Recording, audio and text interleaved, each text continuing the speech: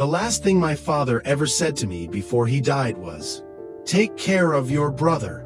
3 weeks later, my mother and brother took everything he left behind.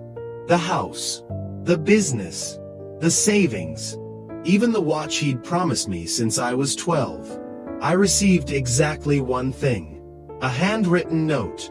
My brother laughed when I read it. My mother called it worthless. 10 years later, they were standing on my front porch in the middle of a thunderstorm. Bankrupt, desperate, begging for help. And that little note they mocked. It was the reason I was worth millions. Growing up, everyone knew who the favorite was. My older brother, Ryan. Ryan could do no wrong. If Ryan got a B, Mom celebrated.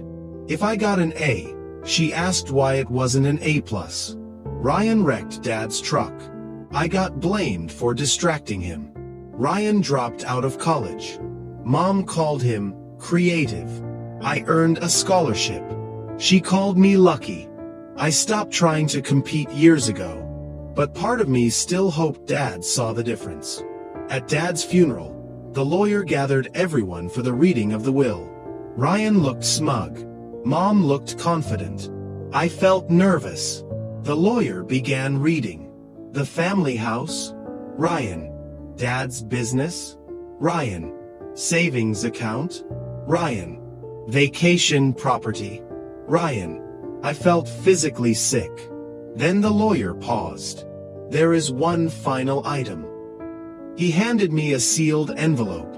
Ryan burst out laughing. Looks like Dad left you a goodbye letter. Everyone laughed. Except the lawyer. That night I opened the envelope. Inside was a single handwritten note. It read, "The greatest gift isn't in this envelope. It's where nobody else thought to look." That was it. No explanation. No instructions. Nothing. I was devastated. For weeks I carried that note everywhere, trying to understand it. Then one day I noticed something strange. Dad's handwriting looked deliberate, almost coded, and hidden inside the note was a sequence of numbers. The numbers matched a safety deposit box. A box nobody knew existed. Inside, not cash, not jewelry, not stocks. A journal. Dad's journal. Hundreds of pages. Business ideas. Market predictions. Investment research. Detailed analyses spanning 20 years. It was essentially a blueprint for building wealth. Ryan inherited money. I inherited knowledge.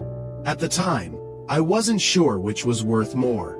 Using Dad's research, I started investing. Small amounts at first, then larger ones. The journal's predictions were astonishingly accurate. Within 5 years, I had built a successful investment firm. Within 8 years, I became financially independent. Within 10 years, I was worth more than my father ever was. Meanwhile, Ryan inherited everything, and slowly lost it all. One evening, I received an unexpected call. It was a former employee from Dad's company. "What your brother did wasn't bad business," he said. "It was theft." My stomach dropped. Apparently, Ryan had secretly drained company accounts years earlier. The business hadn't failed naturally. He had looted it. The collapse wasn't bad luck. It was greed. Over the next few years, Ryan's life unraveled. The company went bankrupt. The family house was sold. The vacation property disappeared. Creditors came calling. Friends vanished. Mom defended him every step of the way, just as she always had, even when the evidence became impossible to ignore. Then came the ultimate betrayal. Ryan convinced Mom to co-sign several risky loans. When everything collapsed, the debt became hers, not his. He moved away. She lost nearly everything. The son she protected her entire life abandoned her. 10 years after Dad's funeral, someone knocked on my door. I opened it. Mom stood there. Older, smaller, exhausted. Beside her stood Ryan. For the first time in his life, he looked scared. The golden child was gone. Reality had finally arrived. Mom started crying. Ryan couldn't even meet my eyes. Then Mom said something I never expected. "You were always the stronger one." 20 years. 20 years I waited to hear those words. And suddenly, they didn't matter anymore. Because I no longer needed her approval. Ryan asked for money. A lot of money. Enough to erase his debts. Enough to start over. The old version of me would have said yes. Desperate to finally earn their love. But people don't change because they need help. They change because they accept responsibility. And Ryan hadn't. Not yet. Instead of giving Ryan money, I offered him a job. Entry level. Minimum salary. No special treatment. No shortcuts. No handouts. For the first time in his life, Ryan would have to earn something. He was furious. Mom looked embarrassed. Then they left. I assumed I'd never see them again. 3 weeks later, Ryan accepted. The first year was rough. Ryan complained constantly. But slowly something changed. For the first time, he experienced consequences. And accountability.